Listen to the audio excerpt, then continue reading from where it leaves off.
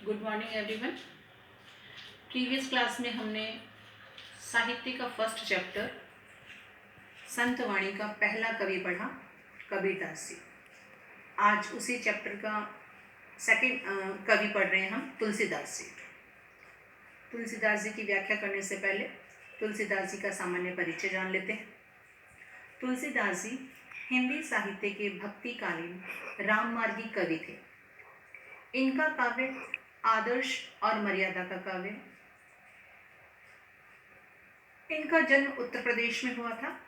इनके माता पिता गुरु क्रमशः हुलसी, आत्माराम व नरहरिदास माने जाते हैं। इन्होंने लगभग 12 ग्रंथों की रचना की, जिनमें से प्रमुख है रामचरितमानस, विनय पत्रिका, कवितावली, दोहावली, जानकी मंगल, पार्वती मंगल, बरवे रामायण, हनुमान बाहुक, रामलला नहचु आदि। इनके काव्य की प्रमुख विशेषता है समन्वयवाद।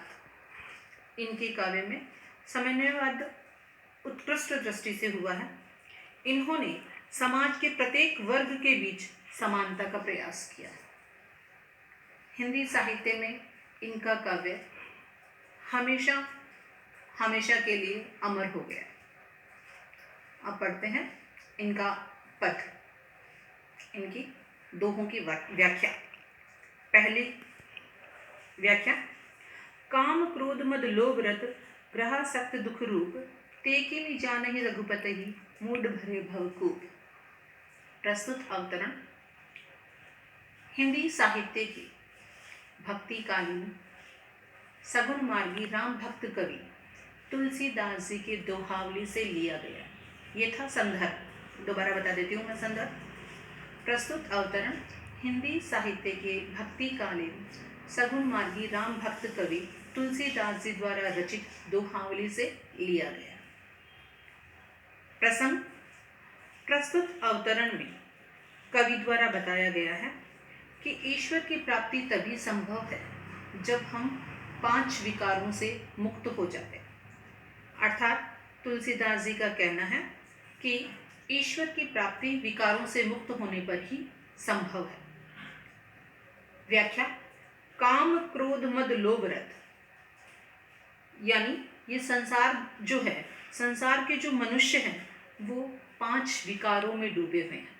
काम में, क्रोध में, मद में, लोभ में, इच्छाओं में, मद यानी अहंकार, इच्छाओं में आदि में डूबे हुए हैं। ग्रहासक्त दुख रूप, और अपनी घर गृहस्थी की मोह माया में डूबे हुए हैं, और ये सारे के सारे दुख के मूल कारण हैं।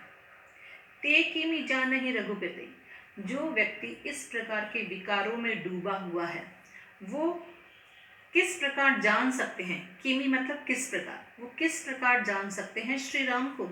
श्री राम को कैसे प्राप्त कर सकते हैं वो। मूढ़ यानी मूर्ख, परे भवकूप, भवकूप यानी संसार रूपी कुआं।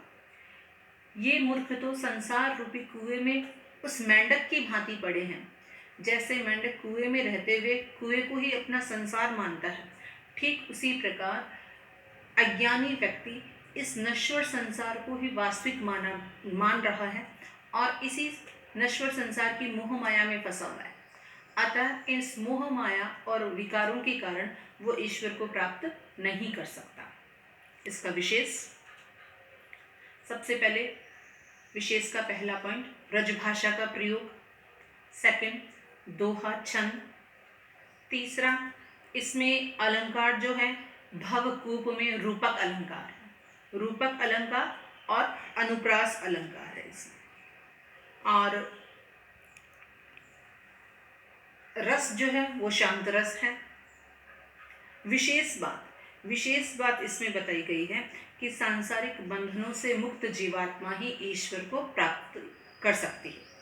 सांसारिक बंधनों से मुक्त जीवात्मा ही ईश्वर को प्राप्त कर सकती है।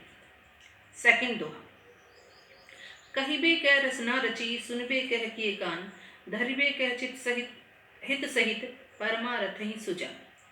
प्रस्तुत अवतरण में कवि तुलसीदास जी शरीर की सार्थकता बता रहे हैं कि शरीर की सार्थकता परमार्थ हितार्थ में ही है, कि हमारा शरीर तभी सार्थक है जब हम अपने संपूर्ण अंगों को परमार्थ हित में लगाते हैं। व्याख्या। कहीं बे कै रसना रची, रसना यानी जीभ। तुलसीदास जी कहते हैं समस्त मनुष्य को बोलने के लिए, कहने के लिए ईश्वर ने जीभ दी है, मुंह दिया है। सुनिबे कह के कान, और प्रत्येक मनुष्य को सुनने के लिए कान दिए हैं। धरिबे कह चित हित सहित, धरिबे यानी धारण करने के लिए, कह चित हित सहित। चित मतलब मन, हित मतलब भलाई, यानी अच्छी बातें धारण करने के लिए प्रत्येक मनुष्य को मन भी दिया है।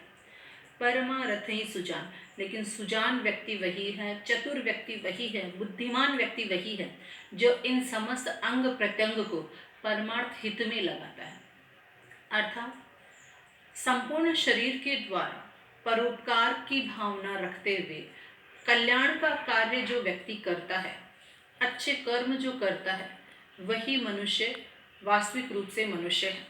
क्योंकि ईश्वर ने जब हमें ये सब अंग दिए हैं तो इन अंगों की सार्थकता तभी है जब हम शरीर के द्वारा, अपने अंगों के द्वारा परमार्थ हितार्थ कुछ उत्तम कार्य करें और इनको सांसारिक विषय भोग वासनाओं में नष्ट ना करें। इसका विशेष ब्रजभाषा का प्रयोग, शांत रस, दोहा छंद, अनुप्रास अलंकार, और इसी के साथ कवि ने इसमें कहा है कि परमार्थ अर्थात दूसरों के हितार्थ जो काम किया जाता है तभी हमारे मानव जीवन की सार्थकता उसी में निहित रहती, तभी हमारा मानव जीवन सार्थक समझा जाता है, सार्थक होता है। नेक्स्ट नेक्स्ट तुलसी भलो सुसंग ते, पूछ कुसंगति सोई, नाव किन्नरी तीर असी, लोह बिलोकौ लो। प्रस्तुत अवतरण में तुलसीदास जी ने सत्संगति की महिमा बताई। प्रसंग है इसका ये कि प्रस्तुत अवतरण में तुलसीदास जी ने सत्संगति की महिमा बताई कि अच्छी संगत का हमेशा अच्छा परिणाम ही होता है और बुरी संगत का हमेशा बुरा परिणाम। तुलसी भलो सुसंगति, भलो यानी अच्छा, सुसंग यानी सत्संगति, अच्छी संगति। तुलसीदास जी कह रहे हैं अच्छी संगति का परिणाम हमेशा अच्छा होता है। पोच कुसंगति सोई, पोच यानी बुरा, कुसंगति यानी बुरे संगति, और बुरी संगति का परिणाम हमेशा बुरा होता है। उदाहरण देते हुए कवि बता रहे हैं नाव किन्नरी तीर असी, लोह बिलोकौ लोई। नाव यानी नाव जिसमें हम बैठते हैं, किन्नरी कहते हैं वीणा को, माँ सरस्वती के हाथ में जो वीणा होती है वो वीणा, तीर यानी बाण, असी यानी तलवार, लोह मतलब लोहा, बिलोकहु लोई, बिलोकहु मतलब देखो, लोई यानी अपने नेत्रों से हम देखते हैं कि पदार्थ एक है लोहा, लेकिन ये जैसी संगति में बैठता है वैसा ही परिणाम देता है। जब ये लोहा नाव बनाने के काम आता है, वीणा बनाने के काम आते हैं, तो ये सुपरिणाम देता है। नाव के द्वारा एक स्थान से दूसरे स्थान पर ले जाता है, वीणा से मधुर संगीत निकलता है। तो वीणा और नाव की संगत में रहकर लोहा अच्छा परिणाम देता है, लेकिन यही लोहा जब बाण में प्रयुक्त होता है, तलवार में प्रयुक्त होता है, तो इसके परिणाम हमेशा घातक होते हैं। तो लोहा जब अच्छी संगति में था तो उसके परिणाम अच्छे थे, लेकिन लोहा जब अच्छी संगति में नहीं रहा तो उसके परिणाम भी दुष्कर होने लगे। इस प्रकार संगति का असर हमेशा पड़ता ही पड़ता है। अच्छी संगति का अच्छा परिणाम और बुरा संगति का बुरा परिणाम निकलता है। इसका विशेष ब्रजभाषा का प्रयोग, दोहा छंद, शांत रस। इसमें बच्चों अलंकार नोट करना, अलंकार इसमें उदाहरण अलंकार है, एग्जाम्पल देके समझाया गया है हमें।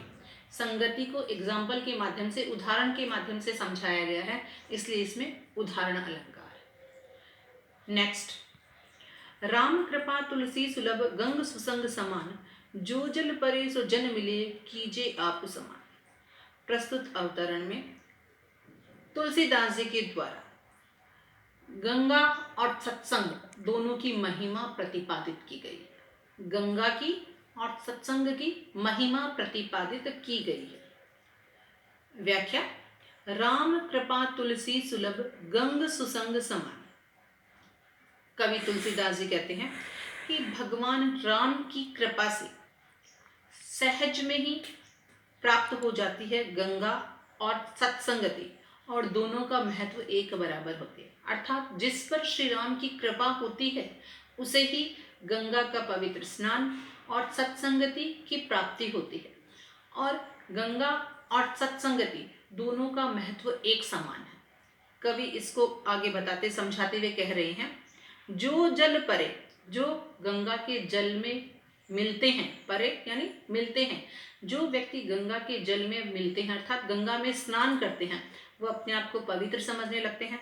जो जन मिले, यहाँ पर सत्संगति से कहा गया है कि जो व्यक्ति अच्छे व्यक्तियों की संगति में मिलते हैं, अच्छे व्यक्तियों से जाकर मिलते हैं, कीजिए आप समान, तो दोनों ही अपने समान पवित्र कर देते हैं। अर्थात अगर व्यक्ति गंगा में जाकर स्नान कर रहा है तो वो पवित्र हो जाता है, गंगा अपने समान उसे पवित्र कर देती है। ठीक इसी तरह अगर व्यक्ति सत्संगति में जाता है तो सत्संगति भी अपने समान व्यक्ति को अच्छे आचरण वाले बना देते हैं। तो दोनों ही अपने समान कर देता है। कौन दोनों? गंगा और सत्संगति। गंगा और सत्संगति में अगर व्यक्ति जाता है तो दोनों के ही अच्छे परिणाम निकलते हैं और दोनों ही अपने समान उन्हें बना देते हैं। विशेष ब्रजभाषा का प्रयोग, शांत रस, दोहा छंद, अनुप्रास अलंकार।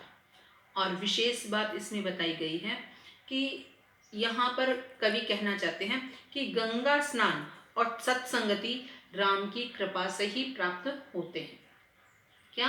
गंगा स्नान और सत्संगति दोनों राम की कृपा होने से ही प्राप्त होते हैं। नेक्स्ट, तुलसी या संसार में भांति भांति के लोग, सबसे हिलमिल चालिए नदी नाव संयोग। कवि तुलसीदास जी इसमें बता रहे हैं प्रसंग, कवि तुलसीदास जी इसमें बता रहे हैं कि ये संसार विविधताओं से भरा हुआ है। इस संसार में विविध तरह के प्राणी रहते हैं, सबका स्वभाव अलग है, इसलिए सभी से हिलमिल कर चलना चाहिए। विविधताओं से युक्त संसार में, विविध स्वभाव से युक्त संसार में सबके साथ हिलमिल कर चलना चाहिए।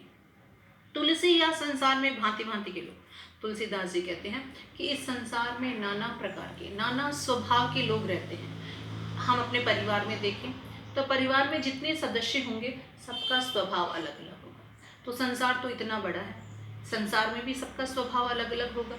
तो तुलसीदास जी कहते हैं कि इस संसार में अनेक प्रकार के प्राणी रहते हैं, और जितने प्राणी हैं उनके सबके स्वभाव अलग अलग है। सबसो हिलमिल चालिए, लेकिन अगर हमें सुखी जीवन व्यतीत करना है तो सभी के साथ अच्छे संबंध रखने पड़ेंगे, सभी के साथ हिलमिल कर चलना पड़ेगा, सभी के साथ प्रेम पूर्वक बर्ताव करना पड़ेगा। नदी नाव संयोग, कवि बता रहे हैं जिस प्रकार नदी और नाव का संयोग होता है, अर्थात जब हम कभी नदी पार करने के लिए नाव पर बैठते हैं तो उस नाव में बैठे हुए व्यक्ति भी अनेक धर्म, अनेक जाति, अनेक स्वभाव के होते हैं, लेकिन उस वक्त हम सभी के साथ अच्छा व्यवहार करते हुए और नदी पार करते हैं। अर्थात हम सबके साथ अच्छा व्यवहार करते हैं, सबके साथ प्रेम पूर्वक व्यवहार करते हुए आगे बढ़ते चले जाते हैं। ठीक उसी प्रकार इस संसार रूपी सागर में, भव सागर में भी अगर हमें इस भव सागर को पार करना है तो यहाँ स्थित विविध स्वभाव वाले प्राणियों के साथ हिलमिल कर हमें आगे बढ़ना होगा, तभी हम इस भवसागर को पार कर सकते हैं और इस भवसागर में शांतिपूर्वक रह सकते हैं। विशेष ब्रजभाषा का प्रयोग, दोहा छंद, शांत रस, और इसमें पुनरुक्ति प्रकाश भी अलंकार है। भांति भांति, जब एक शब्द दोबारा आ जाए, एक शब्द की पुनरावृत्ति हो और अर्थ सेम हो, एक जैसा हो, तो वहाँ पुनरुक्ति प्रकाश अलंकार होता है, और यहाँ अनुप्रास अलंकार भी। नेक्स्ट, तुलसी पावस के समय धरी कोकिला मौन, अब तो दादुर बोलिए हमें पूछिए कौन। संदर्भ सबका एक जैसा ही है, इसलिए नहीं बता रही हूँ बार बार। प्रसंग, प्रस्तुत अवतरण में कवि ने वक्त की महत्ता देखकर उसके अनुरूप आचरण करने का संदेश दिया है कि समय की महत्ता को देखते हुए हमें अपना आचरण करना चाहिए। जैसे तुलसी पावस के समय, पावस यानी वर्षा, बरसात, तुलसीदास जी कहते हैं जैसे ही वर्षा ऋतु प्रारंभ होती है, धरी कोकिलन मौन, कोकिलन यानी कोयल, मौन यानी चुप हो जाना। जैसे ही वर्षा ऋतु प्रारंभ होती है, कोयल है चुप हो जाती है, कोयल बोलना बंद कर देती है, कोयल कूकना बंद कर देती है। क्यों? क्योंकि कोयल को पता है अब वर्षा ऋतु प्रारंभ हो चुकी है, और वर्षा ऋतु जब प्रारंभ हो गई तो अब चारों तरफ क्या होगा? अब तो दादुर बोलिए, दादुर यानी मेंढक, अब तो मेंढक के बोलने का समय आ चुका है। हमें पूछिए कौन? अब हमें कोई भी सुनने वाला नहीं है, हमारी मधुरवाणी कोई भी सुनना पसंद नहीं करेगा, क्योंकि समय अभी हमारा नहीं है। ठीक इसी तरह से बुद्धिमान व्यक्ति हमेशा अवसर अनुकूल ही बात करते हैं, अवसर को देखकर ही बात की जाती है, ये बुद्धिमत्ता की पहचान होती है। जिस तरह कोयल बारिश में बोलना बंद कर देती है, बारिश में कूकना बंद कर देती है, ठीक उसी प्रकार से बुद्धिमान व्यक्ति भी अवसर अनुकूल ही बात करते हैं। विशेष भाषा ब्रजभाषा है, दोहा छंद है, अनुप्रास अलंकार के साथ साथ यहाँ अन्योक्ति अलंकार भी है। अन्योक्ति अलंकार है यहाँ पर, और विशेष बात अवसरानुकूल बात करने का संदेश दिया गया है। अवसर के अनुकूल ही हमें बात करनी चाहिए। नेक्स्ट, और तुलसीदास जी का लास्ट दोहा। तुलसी असमय के सखा, धीरज धर्म विवेक, साहित्य साहस सत्यव्रत, राम भरोसो एक। तुलसीदास जी प्रस्तुत अवतरण में बता रहे हैं कि बुरा समय आने पर व्यक्ति का साथ कौन देता है? व्यक्ति के अंतर्निहित गुण, यानी बुरे समय के साथी व्यक्ति के अंतर्निहित गुण ही होते हैं। ये संसार विविधताओं से युक्त है, संसार में सुख और दुख, अच्छा समय और बुरा समय आता ही रहता है, लेकिन बुरे समय के समय हमें कभी भी विचलित नहीं होना चाहिए। तुलसीदास जी कहते हैं तुलसी असमय के सखा, असमय यानी बुरा समय, सखा यानी साथी। तुलसीदास जी कह रहे हैं बुरे समय के साथी कौन कौन है हमारे? धीरज यानी धैर्य, धर्म यानी धर्म, विवेक यानी विनयशील स्वभाव, साहित्य यानी साहित्य, साहस यानी हौसला, सत्यव्रत यानी सत्य की राह पर चलना, राम भरोसो एक, और ईश्वर पर विश्वास, राम पर विश्वास। अर्थात हमारे जीवन में जब जब बुरा समय आता है तब तब हमें उसे शांति से, धैर्य से, धर्म से, विवेक से, अच्छा साहित्य पढ़ते हुए, साहस पूर्वक सत्य की राह पर चलते हुए और ईश्वर पर विश्वास रखते हुए हमें उस समय का सामना करना चाहिए। प्रस्तुत दोहा वर्तमान समय में पूर्णतया प्रासंगिक है। आज हमारे देश में या कहीं विश्व में जो महामारी फैली हुई, उस महामारी से बचने के लिए हमें तुलसीदास जी द्वारा बताए गए मार्ग पर चलना पड़ेगा। क्यों? क्योंकि आज अगर हम धैर्य नहीं रखेंगे, अगर हम धर्म का पालन नहीं करेंगे, विनयशील होकर नहीं रहेंगे, तो हम इस महामारी में निश्चित रूप से कहीं ना कहीं तनाव से भर जाएंगे।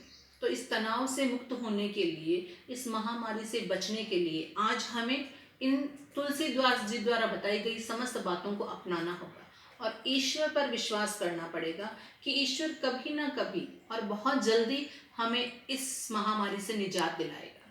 तो यहाँ पर तुलसीदास जी कह रहे हैं कि बुरा समय जब जब आए, बुरा समय के हमारे साथी हैं धैर्य, धर्म, विवेक, अच्छा साहित्य, साहस, सत्य का पालन करना और ईश्वर में विश्वास।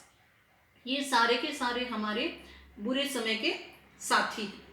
विशेष ब्रजभाषा का प्रयोग, दोहा छंद, शांत रस और अनुप्रास अलंकार, साथ ही इसका जो प्रमुख बात है वो बताई गई है कि मनुष्य के वास्तविक जो मित्र हैं वो स्वयं के अंतर्निहित गुण ही होते हैं और ईश्वर सबसे बड़ा हमारा मनुष्य का गुण और साथी होता है।